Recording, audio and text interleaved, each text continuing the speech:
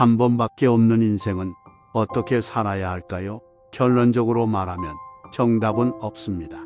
그러나 과오를 줄이는 것이 가장 인생을 잘 사는 비결일 수 있습니다. 남이 나에게 비난을 하더라도 내 마음만 바로 선다면 어떤 환경에서도 행복할 수 있습니다.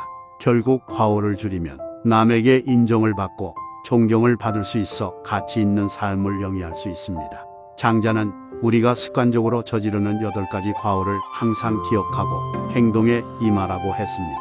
이 8가지 과오를 저지르는 사람은 절대 가까이 하지 말아라고 하는데요. 오늘은 장자의 명언을 통해 삶의 지혜를 찾아보겠습니다. 장자의 가까이 하면 안 되는 사람. 첫째는 주착하는 자이다. 주착이란 자신이 할 일이 아닌데도 불구하고 오지랖 넓게 남의 일에 끼어들고 덤비며 관여하는 것을 말한다. 사전적인 의미로 주착은 잘못인 줄 알면서 저지른 과실이다. 그러나 혼용되고 있는 주책은 주왕과 줏대가 없이 되는 대로 이랬다 저랬다 하는 짓을 일컫는 전혀 다른 말이다. 공연히 남의 제사상에 끼어들어 배나라 감나라 하는 것이다. 주착은 상대방이 청하지도 않았는데 의견을 말하는 것이니 가장 미움을 받기 쉬운 짓으로 개인의 이익을 얻기 위한 이기주의의 결과이고 꼼수다. 가까이 하지 말라. 나의 생각을 흐리고 마음의 중심을 흔들 수 있기 때문이다. 내가 세운 뜻이 있다면 어떠한 방해 공작에도 의지를 굳건히 세워야 한다. 바람 속의 갈대처럼 쉽게 몸을 이어서는 안 되는 것이다. 둘째는 망령을 저지르는 자이다. 망령은 늙거나 정신이 흐려져서 말이나 행동이 정상을 벗어나 있는 상태를 말한다. 말하는 상대가 요청하지도 않았는데 기어들고 먼저 나서서 의견을 내는 것도 망령이다. 상대방의 의견을 먼저 듣고 숙지해야 함에도 불구하고 타인의 의견보다 자신의 주장이 옳다고 주장하는 망령은 섣부른 이기심에서 나온 허세다. 특히 상대의 약점을 파고들어 수치스러움을 끄집어내는 사람은 피해야 한다. 이런 이들은 자신의 우월함을 얻기 위해 상대를 깎아내리고 양심의 가책 하나 없이 남의 상처를 뒤집는다. 지나간 과거나 과오를 드러내어 끊임없이 상처를 덧나게 하는 부류들은 상대를 폄하하는 것에 급급하여 본인의 악행을 보지 못한다. 이런 사람이 망령을 저지르는 자이다. 누군가와 대화할 때 상대의 의견을 경청하고 공감한다는 것은 인간의 도리이고 예의다. 상대의 말을 듣는 와중에도 본인이 할 얘기들만 생각하고 자신의 의견을 관철시키는 것만 중시하고 급급하는 사람은 내 인생에 가까이 하지 말라. 훗날에 이를 그르치기 쉽다. 대화가 끝난 뒤에 속이 더 답답하고 기분을 언짢게 만드는 사람과의 관계는 도움이 되지 않는다. 셋째는 아첨을 떠는 자이다. 상대방의 비위를 무조건 맞추려고 알랑거리며 억지로 말하는 건 간사한 아첨이다. 스스로 능력을 학습하여 실력을 쌓고 격에 맞게 상대방을 예의로 대해야 함에도 불구하고 자신의 능력과 기량이 부족하여 다른 손쉬운 방법으로 이득을 얻고자 하면서 나오는 편폭과 이기심이다. 마음에도 없는 과장된 행동으로 당신을 치켜세우며 말하는 이가 있다면 경계하라. 아첨과 칭찬은 다르다. 칭찬은 어떤 대가를 바라지 않고 오로지 당신의 성과에 대해 감탄하는 것이다. 하지만 아첨은 당신의 감정을 이용하여 본인의 이익을 쟁취하려는 속셈이 숨어 있다. 입에 바른 말로 기분을 좋게 해주어 상대방을 자신이 원하는 방향으로 움직이게 하고 이용하려 하는 것이다. 이렇게 아첨하는 부류들은 다른 사람에게 기생하며 살아간다. 기생하던 사람이 멀어지면 또다시 붙어서 기생할 사람을 찾는다. 본인의 소양을 키울 실력이 부족하여 다른 사람으로부터 떨어지는 콩고물을 주워 먹으려고 한다. 이들의 먹잇감이 되지 말라. 편법을 통해 손쉽게 세상을 살아가려고 하는 사람은 이기심으로 가득 찬 사람이다. 능수능란하게 아첨하는 자를 곁에 두면 상대방의 뜻에 따라 움직이는 자신을 발견하게 될 것이다.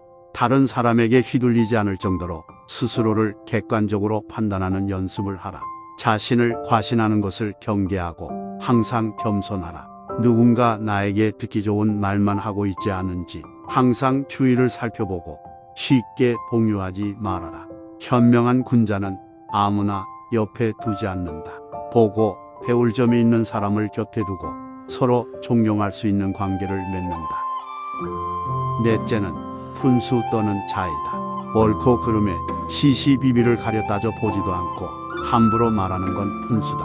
주어진 일에 수행할 능력이 있고 지식을 갖고 있다고 하더라도 상대방의 의견을 경청해 듣지 않고 섣부르게 자기 방식대로만 말하고 행동하는 건 고집불통과 만사불통의 지름길이다. 배움이 부족하고 어리석은 사람은 무엇이 옳고 그른지 구별하지 못한다.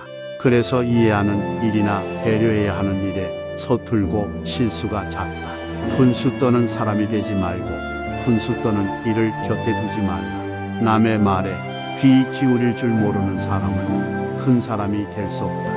본인의 주장만을 앞세우는 사람은 시대에 뒤처질 가능성이 높다. 또한 주위에 항상 적을 두고 살게 된다. 이들의 곁에는 똑같은 부류의 사람들이 자연스럽게 모여들게 되고 옳고 그름도 모르는 헛된 말들 속에서 살아가기 쉽다. 이들의 곁에는 똑같은 부류의 사람들이 자연스럽게 모여들게 되고 옳고 그름도 모르는 헛된 말들 속에서 살아가기 쉽다. 자기 방식만을 고집하며 섣부르게 일을 대처하면 항상 일을 그르치게 된다. 분수 떠는 고집불통인 사람을 멀리하라. 이들과 가까이 하면 세상에 해악이 된다. 다섯째는 참소를 저지르는 자이다. 상대방의 단점과 흠결에 대해 함부로 말하기를 좋아하고 즐기는 건 참소합니다. 자신의 장점을 부각시키기 위해 상대방의 부족함과 흠결을 과장하여 쉽게 말한다면 그건 자신도 모르게 습관이 되어 자신을 침몰시키는 부메랑이 된다. 생각하지 않고 함부로 말하는 사람은 다른 이들의 귀감이 되지 못한다. 해악이 되는 말로 상대를 깎아내림으로써 위안을 얻으려 하지만 그것은 결국 본인의 마음을 갉아먹는다. 참소를 즐기는 사람은 제각각의 사람들에게서 단점만을 찾는다. 나중에는 장점을 보지 못하는 사람이 된다. 이것은 사람뿐만 아니라 사물도 마찬가지다. 세상을 보는 눈이 좁아지고 다른 사람으로부터 깊은 신뢰나 믿음을 얻기 어렵다. 뒤에서 뒷담화를 하거나 앞에서 험담을 할 때에도 그것을 듣는 사람이 동의하고 맞장구를 쳐준다고 할지라도 그것이 당신을 평가하는 잣대가 된다는 점을 잊지 말라. 남을 낮춘다고 해서 내가 높아지는 것이 아니다. 참소를 하는 이들은 본인이 남을 깎아내리는 것을 즐기는 반면 누군가가 자신에게 조언을 하면 쉽게 분노하고 화를 낸다. 그들에게 조언을 하거나 조언을 구하는 것은 소귀의 경을 읽는 것과 같다. 이런 사람들은 누구와 있어도 편을 가른다. 본인 의도와의 관계가 정립되기를 강요한다. 좋은 사람과 적이 되고 싶지 않다면 참소를 저지르는 자를 멀리하라. 그들의 어두운 기운과 습관이 나에게 물들기 쉽다. 여섯째는 이간질하는 자이다. 상대방의 좋은 관계를 갈라놓는 건 이간질이다. 누구에게든 진실하고 친절해야 하거늘 자신의 행동에 믿음이 없고 책임감도 잊어버렸기에 주변인의 마음을 교란시켜 판세를 자신에 유리하게 갈라놓으려는 치졸한 처세술의 한 방법이 이간질이다. 치졸한 사람은 상황에 따라 태도와 말을 바꾼다. 자신의 행동에 믿음도 없고 책임지는 자세도 부족하다. 또한 주관이 없기 때문에 흔들리기 쉽고 중심이 없기 때문에 가벼운 사람이다. 사람을 헐뜯는 것이 일상인 사람과는 좋은 관계를 유지할 수 없다. 주변에 있는 사람이 자신의 의도대로 교란되지 않으면 상황을 부정하고 눈과 귀를 막는다. 거짓말로 약점을 숨기고 과장해서 자신을 포장한다. 가장 경계해야 하는 것이 이간질하는 이들의 입이다. 그들의 입에서 나오는 어떤 말도 신뢰할 수 없다. 이런 사람과는 눈도 마주치지 말고 말도 섞지 말아야 한다. 이간질을 하는 사람들은 그 내면이 열등감으로 가득 차 있다. 이들은 소인배의 기질을 가지고 있기에 어떤 비열한 짓도 악랄한 행동도 할 수 있다. 이를 최대한 멀리하여 해를 입지 말라.